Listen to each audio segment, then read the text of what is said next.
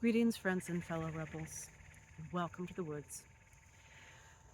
Normally, I wouldn't be having this kind of exchange with you on a day like today, but I thought perhaps somebody could benefit from understanding that they're not the only person out here who experiences what I'm experiencing right now. About a week ago, I managed to put myself in a situation where I was emotionally overstimulated. Now, that can take on many forms. In my case, I was connected to several different people. I'm a sensitive emotionally anyway, and I picked up some emotions from others that didn't sit well with me. It wasn't good for me. And as a result, I pushed back on it some and flushed my system. And in pulling in a whole bunch of energy to flush my system, I wound up putting myself into um, how can I refer to this in a very descriptive manner?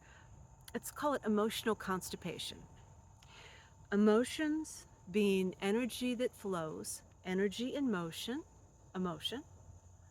And when you have too much, or you can't send it where you need to send it, and it gets all bottled up, closed off where it doesn't flow, where you're not getting a flow in, energetic constipation. It can be a huge problem because when you start having that issue, you can't connect to the world in a way that is comfortable. A lot of people don't understand what depression actually is. They think it's sadness or loss. Sadness is its own thing. And certainly depression can come out of loss. But depression is it's a null, it's a void, it's a nothing, it's a zero. And it's when you can't connect with anything, you don't feel anything, you're not motivated, you don't care.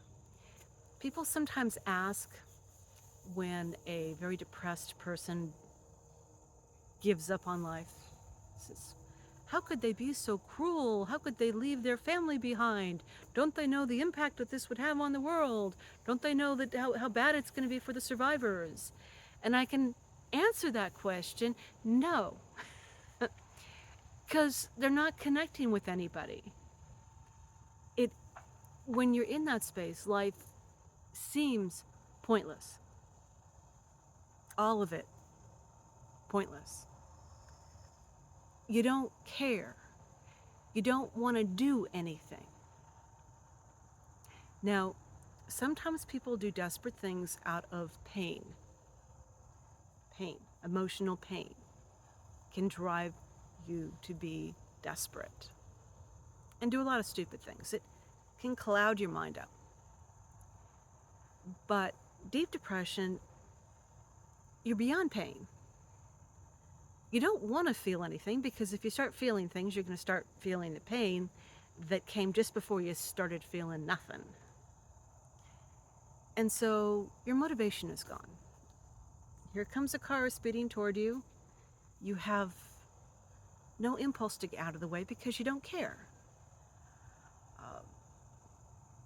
You might feel hungry, but it doesn't matter because you don't care. You don't feel motivated to get up and get something to eat. Hygiene goes out the window. Again, because you don't care. Now, when you're feeling this way, where you're disconnected with the world and you're unmotivated, you might intellectually know, ooh, I should be doing something. I have this habit. Oh yes, I should get up. I should take care of this situation, take care of that situation. I have people who depend on me, and you can motivate yourself. But what you risk when you push yourself like that is your mind is not going at full throttle. You'll make mistakes. You'll make stupid mistakes. Depression hits the memory very hard. Short-term memory, you're not remembering things. When you do things, you're not doing them correctly. And if what you're doing requires skill or attention, you're going to risk doing it wrong. And it can be something as simple as burning your breakfast, or something as complicated as driving your car incorrectly. And I'm sure that everyone has encountered someone who's on the road who shouldn't have been on the road. So the impulse, once you realize how impacted you are, is to pull back and cocoon and not do anything.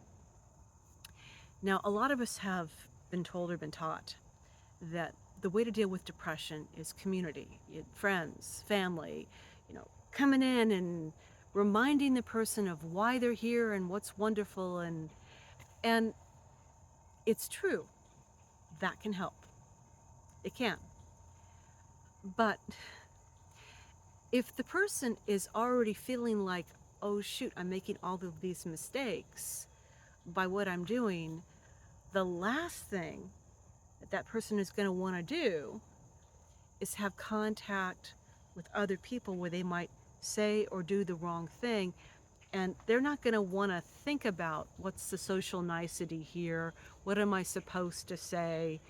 And in the context of my society, where everybody's always asking, how are you, as a form of greeting, not expecting the other person to actually tell you how they are, it's difficult to navigate. It is. So your friend's worried about you. Your friend comes to your house and knocks on the door, and you drag yourself up to the door and you answer it, and they're worried about you. And then you have to decide, okay, do I feel motivated to reassure them I'm okay? Because I don't care. They look worried, and I don't care about that either. I'm not feeling anything. I just want to be left alone. And what winds up happening is, in wanting to help someone who's in that state, you've just amplified it for them. They realize they don't care. They might try to pull their energy up, which will take the expression of anger or irritation. Because when you're trying to correct something within yourself or others, you're calling energy up, and when you're pulling energy up and it's that's irritation. That's going to come across as irritation. It's going to come across as anger,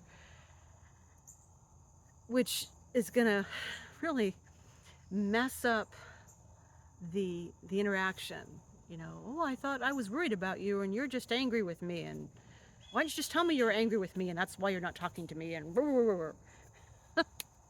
and now you've just validated the concern that the depressed person had, that maybe I shouldn't answer the door, maybe I shouldn't answer the phone, maybe I should just...